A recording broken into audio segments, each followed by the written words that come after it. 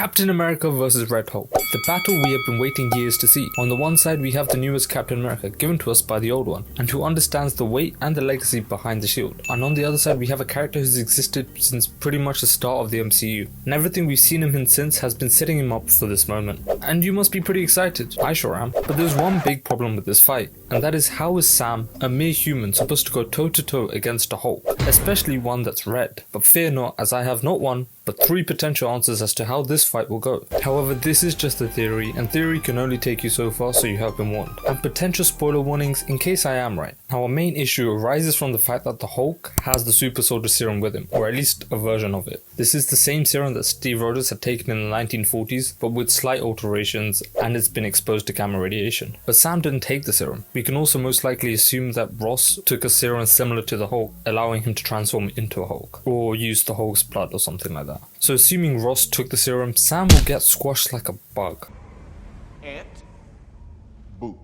And every person we've ever seen go up against the Hulk and survive weren't really humans, or had something else that didn't make them human.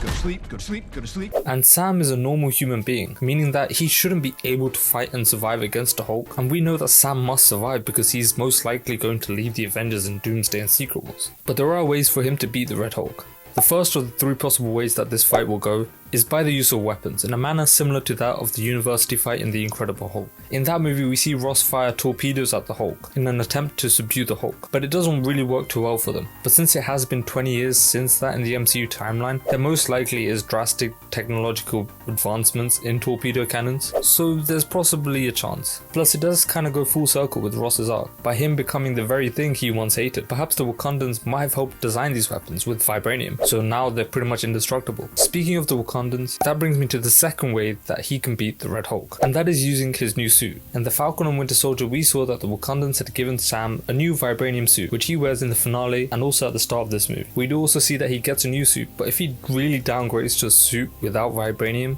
what's the point besides selling more toys? And trailer footage has shown that Sam does redirect the vibrations with the purple glowy thingy that's also on Black Panther's suit, so it's pretty much confirmed he gets 2 vibranium suits in this movie, and therefore it acts as an extra layer of defense, since with a nearly indestructible suit he might stand a chance of not dying. Plus there is a rumor that this film will introduce adamantium into the main 616 timeline, which is inside Tiamat's massive corpse. For those who don't know, adamantium is the same metal inside Wolverine's skeleton, so mixing both vibranium and adamantium creates one of the strongest metals in the universe, and it's also what Captain America's shield is made out of in the comics. And as a result, Sam stands a chance. But I really think that this fight won't really have a normal end as such, or at least no one will die, because if Sam ends up beating and killing President Ross, then he literally killed President of the USA, and now everyone will hate superheroes. And we know that Sam will lead the Avengers in the upcoming movies, meaning that he must survive this movie as well. This means that the fight must end halfway through the actual fight before the end of the movie, and this is because it is in fact the leader who's the one mind controlling Ross, causing him to Hulk out in public, ruining his reputation. And the final fight will most likely be staged in 2 ways, where the main fight is between Ross and Sam, where Sam is trying to lure Ross away from the crowds and the White House to minimize casualties, and the second fight is most likely a mission, perhaps headed by Joaquin Torres, the new Falcon, to capture the leader, and so the fight will end with the defeat of the leader instead of the defeat of the Hulk, and Ross will return back to normal. This is almost definitely possible because we do know that the leader is in this movie, though most people do forget that he is because he isn't in any of the promotional material and they are saving him for the movie. But the leader is pretty mad at Ross for ruining his research with the Hulk blood at the end of the Incredible Hulk, and he could also be working alongside the Serpent Society, who might have a contract to get Ross out of office or something like that. And I believe that this idea is the most realistic of the 3, purely because it makes sense for a climactic battle to involve every character rather than it being a showdown between 2. But it could also be a combination of all 3 of the ideas that I had presented in this video. But do comment below your thoughts and subscribe whilst you're there.